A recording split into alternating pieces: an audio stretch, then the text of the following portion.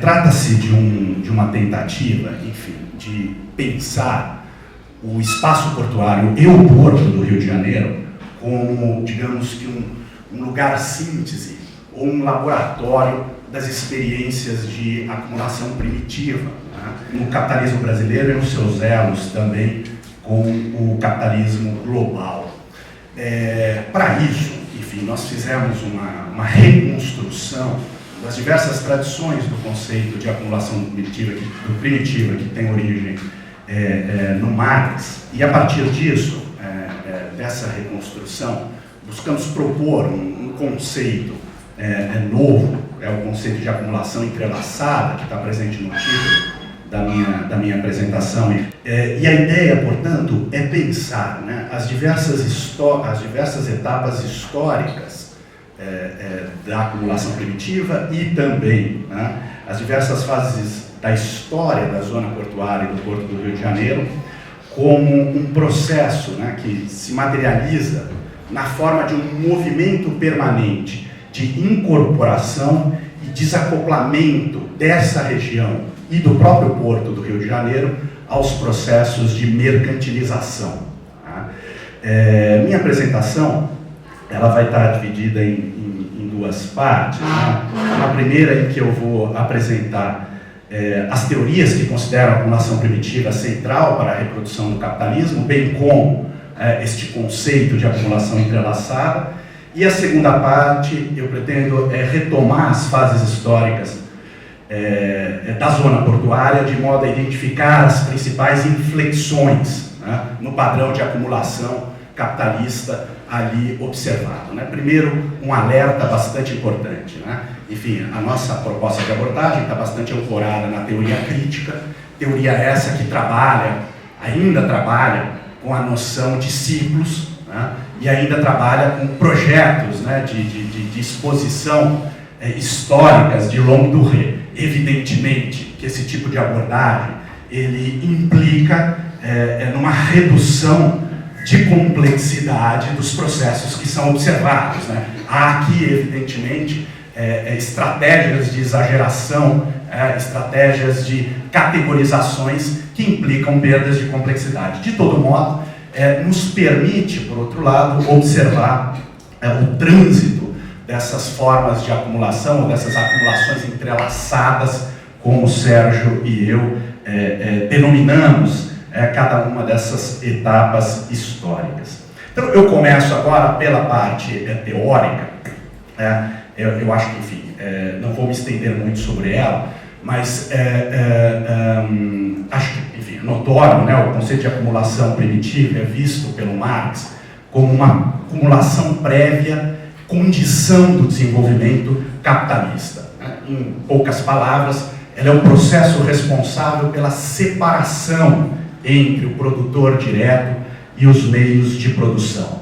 Dito de outro modo, consiste na expropriação de populações e grupos sociais, cuja consequência é a criação de uma massa livre para vender sua força de trabalho. Este ato exige violência estatal. No caso do Marx, ele vai ver essas violências no interior do processo de acumulação primitiva, como conquistas, colonizações, as chamadas legislações sanguinárias, o uso desenfreado do direito criminal como um mecanismo de disciplinamento da força de trabalho.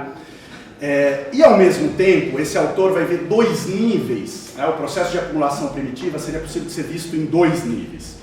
Um é na própria Europa, onde imensas populações foram privadas dos meios que usavam para garantir sua reprodução física e social. O outro, espaços não europeus, leia-se colonialismo e escravidão. É muito claro no argumento do Marx que esses processos não cessam com o início do capitalismo. Né?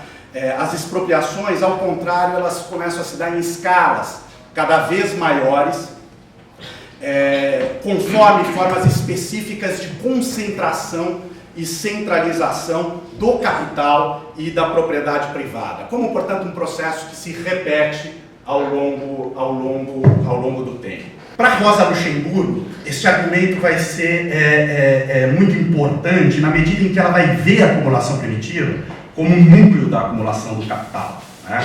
Para ela, apenas uma parte limitada da mais-valia consegue ser absorvida nos espaços de produção, e aquela parte que não é absorvida depende da tomada de um fora não capitalista, de um espaço externo ao capitalismo, para permitir que a mais-valia se realize por completo.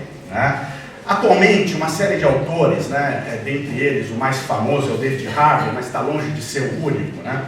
Eles vão utilizar esse argumento para trazer a ideia de que a acumulação baseada na violência, ela se repete no curso do capitalismo. Né? Para ele, é sobre a acumulação, para o Harvey, para esses autores, é sobre a acumulação em um território específico, né? Excedente de trabalho na forma de desemprego, excedente de mercadorias, pode ser absorvida por ajustes temporal e espaciais, e o capitalismo ele toma um novo espaço para deixar fluir a sobreacumulação. Na teoria crítica de origem alemã, particularmente naquilo que vem sendo chamado hoje em dia de escola de Iena, tem um autor chamado Klaus Dörr que vai transformar isso, digamos, em uma certa teoria sociológica. Né?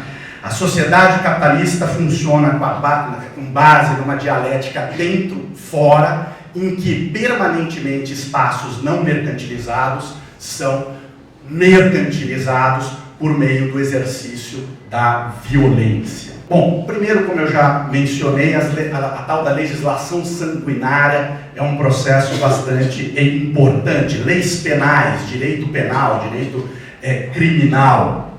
Isso, o Marx já via que à medida que os camponeses eram expulsos, né, das suas terras, eles não conseguiam ser automaticamente absorvidos pela economia industrial, até porque a economia era um processo crescente e não acabado, e também não conseguiam se adaptar ao novo estilo de vida social. Né? Leis contra a vagabundagem eram, por meio de punições violentas e morte, eram mecanismos aplicados para o disciplinamento da força de trabalho. No debate atual, em que o conceito de acumulação financeira passa a ser muito importante, eu retomo isso daqui a pouco, o principal instrumento regulatório tem sido as chamadas parcerias público-privadas. Né? Parcerias público-privadas são contratos entre administração pública e privados, nos quais os privados, né, por meio de remuneração do Estado, disponibilizam infraestrutura e utilidades sociais. Essas operações são sempre baseadas em investimentos imobiliários especulativos. Né? Por fim, uma outra dimensão muito importante, utilizada por uma autora chamada Maria Backhaus, uma autora alemã chamada Maria Backhaus, é que essas expropriações têm uma dimensão discursiva muito presente. Existe esse fundamento com base numa configuração retórica de expressões como espaço degradado, espaço vazio, um vazio demográfico. Isso é utilizado para transferir área de classes populares para grandes empresas. Bem, Sérgio e eu procuramos fundir toda essa literatura e toda essa compreensão a respeito da acumulação primitiva num conceito mais amplo chamado acumulação entrelaçada. Né?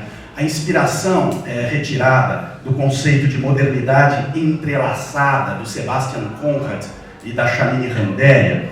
Esses autores mostram que, apesar de representada de forma separada das historiografias nacionais, a modernidade é, desde sua origem, global, pois vincula, entrelaça, interconecta as diversas regiões do mundo.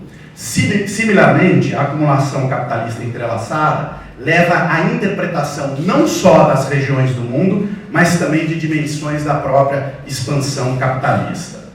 Nós identificamos aí 5 pontos de entrelaçamento.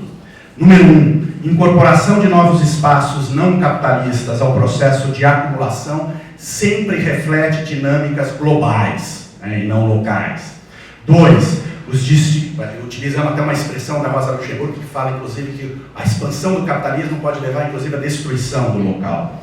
2, os distintos padrões históricos de acumulação não têm uma cronologia fixa nem são exclusivos. 3, os os distintos mecanismos da acumulação, mobilização do direito, da violência estatal, da produção discursiva, também coexistem espacial e temporalmente. Quarto, ao requerer intervenções violentas e regulatórias, a acumulação capitalista tende a apagar as fronteiras entre Estado e mercado e entre legalidade e ilegalidade. E cinco, por último, categorizações sociais relativas à classe, gênero e raça vão se interpenetrando. Bom, dito isso, agora a ideia é utilizar, né, essa referência teórica para a compreensão de três ciclos históricos do porto, da zona portuária. Primeiro, colonialismo e escravidão. Depois, aquilo que nós chamamos de ensaios de industrialização. O Brasil nunca chegou a completar o seu processo de industrialização. Nos últimos 20 anos nós vivemos um processo de desindustrialização completa. Então é difícil falar em industrialização quando se pensa na história brasileira, mas ensaios de industrialização.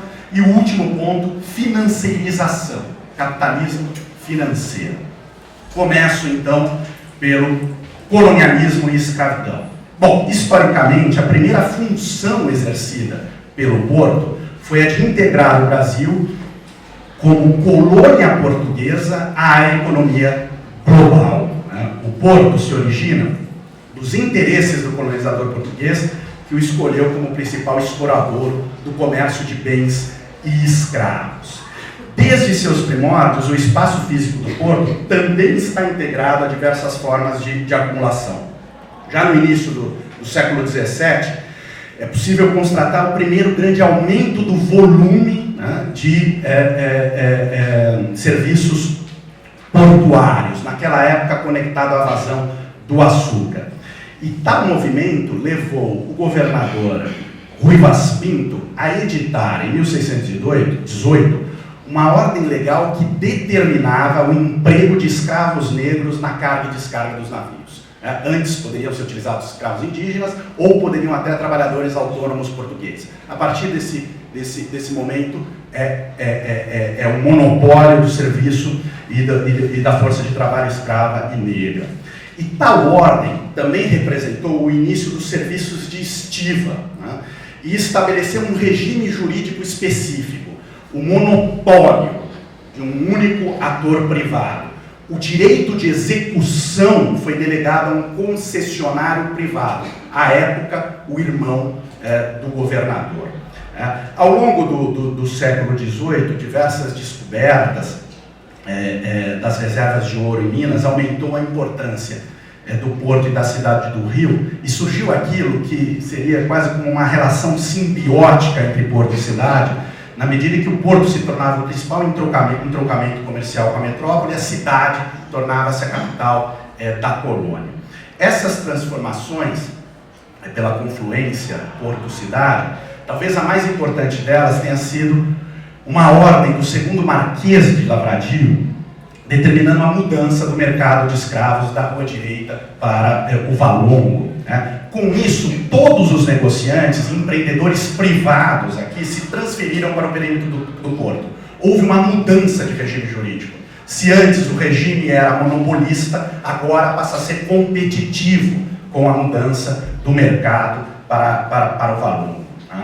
Essa mudança criou agentes econômicos autônomos, evidentemente, e viabilizou o fluxo de seus negócios de capital por meio de uma reforma urbana significativa naquele setor. O espaço dinamizou a atividade econômica da região. Estima-se hoje que por volta de 1 milhão de mulheres e homens escravizados e sequestrados da África passaram pelo porto. Ao lado desse dinamismo, técnicas de repressão e disciplinamento da população negra foram utilizadas de maneira, enfim, intensas, todas sob justificativa de vigilância sanitária, controlar cheiros, odores, doenças. Sobre esse tipo de argumento se praticavam e se utilizavam formas semelhantes às legislações sanguinárias. Essa ordem foi acompanhada da transferência do cemitério dos Pretos Novos para o Valongo, que funcionou de 1772 a 1830, e a gestão desse cemitério foi concedida para um ator privado, a igreja. E a igreja cobrava dos traficantes taxas para as inumações. Ao lado do cemitério também foi construído o Lazareto do Valongo, né, onde se recolhiam, né, os ditos pretos novos recém-chegados para a quarentena sob argumento de vigilância sanitária também. Esse lazareto foi concedido aos 3 principais traficantes de escravo do período, e o terreno foi adjudicado a eles. Tornavam-se, portanto, proprietários dessa região, e os demais negociantes eram obrigados, né, a pagar R$400 por 400 réis, né, por cada escravo recolhido. Bom, em resumo, este ciclo, né, nós podemos afirmar que é possível identificar que durante o colonialismo e a escravidão, evidentemente, no período do Império, né, se estabeleceu na região portuária uma alta porosidade da fronteira entre o Estado e os atores privados, e o complexo do Valongo pode ser representado como um conjunto de parcerias público-privadas, num sentido lato, evidentemente, eu estou utilizando a expressão para evitar, obviamente, enfim, o uso equivocado de expressões para julgar momentos históricos diferentes, mas sim um conjunto de parcerias público-privadas em sentido lato e concessões de monopólios privados na prestação de serviços. Essas práticas foram fundamentais para a acumulação primitiva no eixo colônia-metrópole e para a subjugação, evidentemente, da força de trabalho escrava. Ensaios de industrialização, a segunda fase. Essas práticas desenvolvidas, principalmente no século XIX, né, enfim, a construção do cemitério, o lazareto, cada vez mais práticas violentas, essa legislação sanguinária contra a população negra, foi levando gradativamente a uma degradação econômica da região portuária no transcurso da segunda metade do século XIX, né, que passou a levar as elites a procurarem melhores áreas, né, do Rio de Janeiro, se afastando da região portuária. Gradativamente, né, o espaço passou a ser ocupado por negros alforrados e depois libertos, né? E a região tornou-se aí um centro da população em cultura afrodescendente. Ali também as principais revoltas do início do século XX se realizaram, né? A revolta da vacina e da chibata. Né? Digamos que a região se tornava um espaço de sociabilidade da população pobre e negra, né? Nós tínhamos ali tanto morando em cortiços e favelas, trabalhavam nos serviços de estiva, professavam seus costumes e religiões, reuniam-se em associações e sindicatos de estivadores. Né? Portanto, do nosso olhar, no entanto, né, do ponto de vista da acumulação do capital, que essa região se desvinculou dos processos de acumulação do capital gradativamente. São espaços que foram se desmercantilizando ao longo do tempo. E para a tentativa de remercantilizá-lo, tem 2 reformas fundamentais. Uma primeira produzida pelo Rodrigues Alves e uma segunda produzida pelo Pereira Passos. A do Rodrigues Alves implicou um processo radical de modernização dos serviços portuários e ampliação da capacidade de escoamento das mercadorias, de forma a facilitar o ingresso de produtos industrializados dos Estados Unidos e da Europa, e atrair agora uma mão de obra estrangeira para a lavoura cafeeira após o fim da escravidão. Né? A reforma do Pereira Passos, que é mais conhecida de todos nós, visava, evidentemente, num contexto de reforma urbana de todo o Rio de Janeiro, que adotava Paris aí como modelo, revalorizar os imóveis da região a partir da imposição de medidas sanitárias e urbanísticas baseadas aí num ideal civilizatório europeu. Bom, este processo, ao longo do início do século XX, digamos que vai perder importância com a ênfase na industrialização que começa a ser dada, e a partir dos anos 30, com o projeto desenvolvimentista, e evidentemente a industrialização por substituição de importações, esse tipo de projeto vai exigir um outro tipo de estrutura portuária, que portos tradicionais como o do Rio de Janeiro não davam mais conta. Em seu lugar, né, com os ensaios de industrialização, passou a surgir a necessidade das chamadas cidades-portos, né, que são localizadas próximo dos parques industriais, para que se tornasse praticamente um prolongamento da linha de montagem. É o caso de Santos, né? Santos e São Bernardo do Campo, né? Nós temos ali claramente o Porto de Santos quase como uma etapa final da linha de montagem da fábrica de São Bernardo do Campo. Rio de Janeiro, Porto do Rio cede espaço de importância para outros portos, Tubarão, Santos, enfim, muitos outros. E o Porto do Rio torna-se pouco atrativo para a inversão, né, de valores e de investimentos, e seu entorno passa agora por uma longa etapa de desvalorização. A reunião, eu vou fazer um longo pulo, de modo que eu não extrapole muito meu tempo, a reunião chega nos anos 90 como um espaço considerado precário e degradado, né, buscando-se apagar toda e qualquer vitalidade que existe naquela região.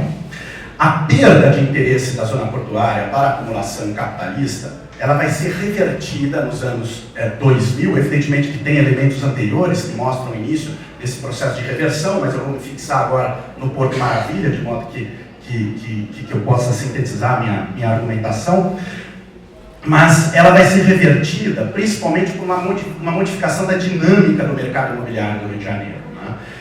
Através de um certo aumento de interesse, de busca por imóveis na região central, em razão da bolha imobiliária da Zona Sul e do esgotamento também de imóveis na região da Barra, né? Esse interesse, evidentemente, foi importante para a fundação do projeto Porto Maravilha. Ao lado dele, toda a questão dos megas eventos esportivos, né? A literatura já é um pouco exaustiva para mostrar que esse projeto segue uma tendência de utilização de mega eventos esportivos como vetores de remodelação do espaço para a criação de valor, né? Interessante notar, né, que ele é impulsionado, portanto, para reestruturar e potencializar, né, o reingresso do capital, de modo a potencializar turismo de massa, abrir um novo ciclo de edificações, valorização do solo e atrair investimentos imobiliários, né? As primeiras justificativas que o Eduardo Paes deu para o projeto Porto Maravilha foram a utilização daquelas figuras retóricas que eu fiz menção no início da minha apresentação. Trata-se de uma área degradada e vazia, visa recuperar a vocação residencial do Porto, se tornando um vazio demográfico ao longo do século, depois de décadas de degradação, pode ser recuperado. No que consiste o projeto Porto Maravilha? Uma lei municipal criou a chamada Área de Especial Interesse Urbanístico, bem como o SEDURB, uma companhia que é uma empresa mista com participação majoritária da prefeitura e que é responsável pela implementação das obras e para gerir o respectivo projeto.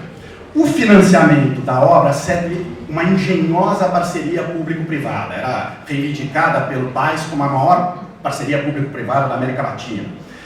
Como que se capta os recursos para o pagamento dessa parceria público-privada? Foram criados os chamados CEPACs. Os CEPACs são títulos emitidos pela prefeitura e negociados na bolsa de valores. Os compradores desse título ganham o direito de construir além dos limites normais. Para a execução das obras, foi criado o consórcio Porto Novo, que é a outra parte da parceria público-privada, e eles são constituídos de 3 construtoras, Odebrecht, OAS e Carioca. Do ponto de vista imobiliário, o projeto mostrou-se no início exitoso, né? Houve um processo de intensa valorização imobiliária da região. Em relação aos CEPACs, que são esses títulos da Bolsa de Valores, idem. Houve uma valorização uma valorização significativa desses títulos ao longo das suas emissões. Para vocês terem uma ideia, a valorização do imóvel na região portuária chegou, a partir nos anos 2011 e 2012, em torno de 300% do metro quadrado foi valorizado. Bom, CEPACs foram compradas em lote único, né, pela Caixa Econômica Federal, que utilizou recursos do FGTS, né, para comprar todos esses títulos. E esse fundo, foi criado um fundo para administrar esses títulos, que é administrado hoje pela Caixa Econômica Federal. Primeiro elemento importante dessa história, né, é que trata-se de uma parceria público-privada sui generis. Né? O comprador dos títulos foi um banco público, né, usando os fundos dos trabalhadores brasileiros. Né? Essa dinâmica do projeto Porto Maravilha é muito comum a todas as outras dinâmicas globais de reestruturação de portos ou áreas abandonadas e desmercantilizadas, que é a utilização, sim, de provisões, fundos e garantias de trabalhadores para a compra dos títulos que vão executar as obras e os serviços. É aquilo que vai se chamar, quer dizer, a possibilidade de usar fundos dos trabalhadores para fins especulativos. Né? Até 2002 o clima aí era de muita euforia, né? Em 2012 o clima era de muita euforia, mas a partir de, enfim, nos anos conseguintes começa a ter problemas, e desde 2015 o projeto vem sofrendo diversos reveses. Bom, de um lado, investigações do MPF mostraram o envolvimento em corrupção dos protagonistas do projeto. Né? A Odebrecht, a OS, a Carioca tiveram diretores condenados e presos e eles vinculados ao projeto Porto Maravilha. Né? Sustenta-se que esse consórcio Porto Novo, que é formado pelas empreiteiras, pagou 52 milhões de reais para o Eduardo Cunha poder liberar os recursos do FGTS, ou participar do processo de liberação dos recursos do FGTS. De outro lado, crise econômica brasileira e do Rio atingiu em cheio as expectativas de lucro, freando a valorização do espaço. E aqui eu vou caminhando para a conclusão. É muito interessante, pois a crise econômica da região portuária, ela guarda muita semelhança com a crise dos subprimes, né? Com a crise da Lehman Brothers, né? Com a crise financeira global, em última instância, o que comprova os processos de entrelaçamento. De maneira muito resumida, né, a crise financeira de 2007 e 2008, a crise dos subprimes, se deu por conta da superprodução de ativos fictícios, né, de ações, né, baseadas no endividamento das famílias norte-americanas por meio, evidentemente, de empréstimos hipotecários concedidos concedidos por bancos na forma de créditos de riscos sem garantias, né, os subprimes. Os bancos tiravam esses empréstimos dos seus balanços e os bancos emitiam títulos, né, com base nesses empréstimos para serem negociados na bolsa de valores, aí no caso, evidentemente, em Wall Street. Essa superprodução tinha um lastro real, que era a intensa valorização dos imóveis nos Estados Unidos naquele período. Na medida em que as políticas de austeridade vão retirando a potência de pagamento das famílias norte-americanas que hipotecavam, começam-se a surgir os primeiros calotes. Esses primeiros calotes vão levar, né, a um efeito dominó que vai viciar os demais títulos que são emitidos e lastreados neles mesmos. A bolha estoura e, ao mesmo tempo, o preço do imóvel despenca. Né? No caso do Porto, ao lado do aquecimento imobiliário que se deu no início, os CEPACs também tenderam a uma supervalorização. Em 2011, eles haviam sido comprados pela Caixa Econômica pelo preço unitário de R$ 545. Em 2013, eles eram comercializados em R$ 1.280. Os CEPACs alcançaram uma alta de 135%. Evidentemente que essa alta e essa valorização desse instrumento financeiro se formava paralelamente a expropriações, a intervenções estatais violentas.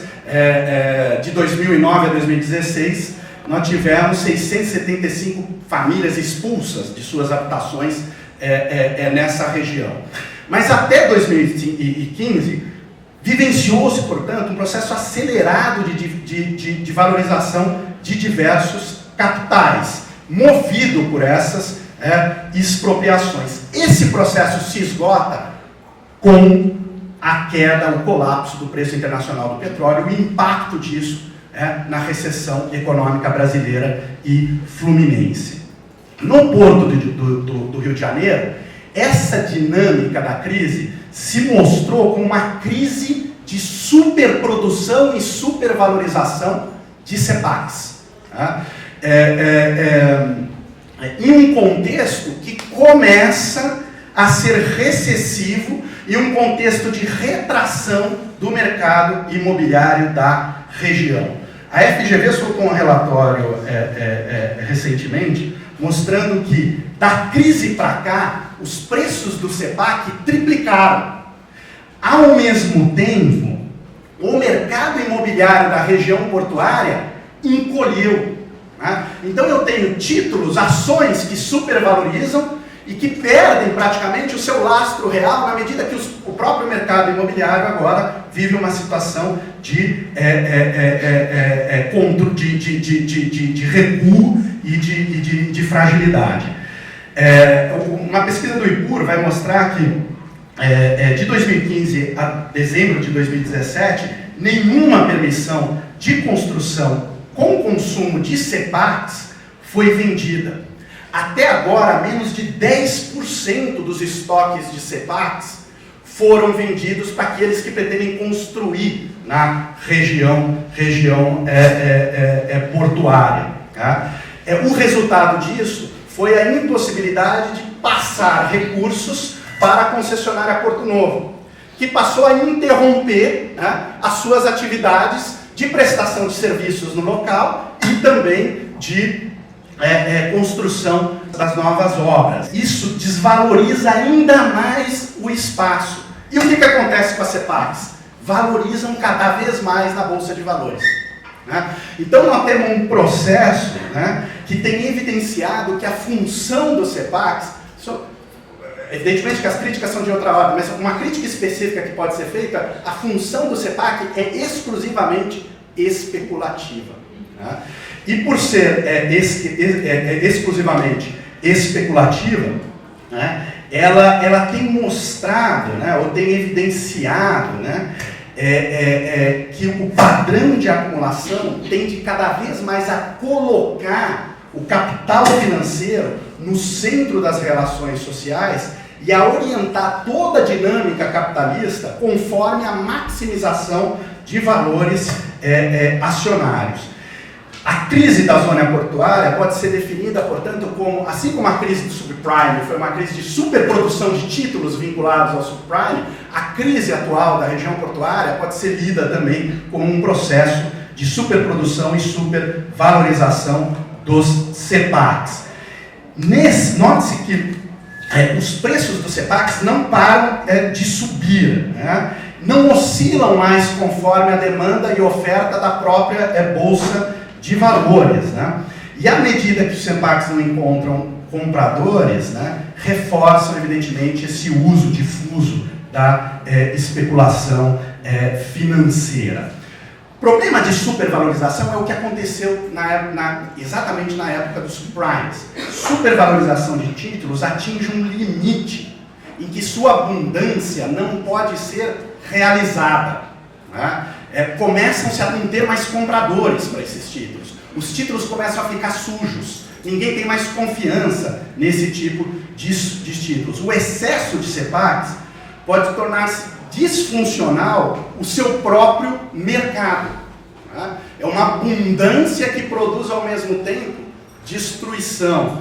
E quando a crise atinge esse ponto, o único meio de aliviá-la, pelo menos essa literatura marxista que a gente trabalhou demonstra, é abrindo novos ciclos de valorização, isto é, deixando aquele excedente fluir. Né? E para deixar esse excedente fluir, é necessário a abertura de um novo espaço remercantilizado. Então esse momento atual, né, pode ser lido como um momento de desmercantilização do espaço pela crise, que vai preparar uma nova ação violenta do Estado para garantir a sua nova mercantilização, ou para garantir a sua remercantilização. Até agora nós não temos muita evidência sobre isso. Eu concluo, peço desculpa por ter extrapolado o meu tempo. Não temos evidência sobre isso. A única que pelo menos nós pegamos nos últimos meses, não sei se vocês têm outras, é uma declaração do Crivella, em dezembro de 2018, sustentando a possibilidade de instalação de um grande cassino na região portuária. E ele já requereu ajuda ao Bolsonaro para a implementação desse cassino, para que ele aprovasse uma lei que permitisse a abertura de cassinos de maneira condicionada em regiões com alto potencial turístico. E ele já estaria em acordo com um magnata norte-americano da área de cassinos, o Sheldon Adelson, para trazer esse cassino. Ele tem um cassino gigantesco em Singapura, e para fazer um cassino semelhante esse na região portuária. Evidentemente, nós não sabemos se isso vai se realizar, mas já do ponto de vista discursivo, como é o que está acontecendo nesse país, a violência estatal da acumulação parece poder recair novamente sobre a área. Muito obrigado a todas.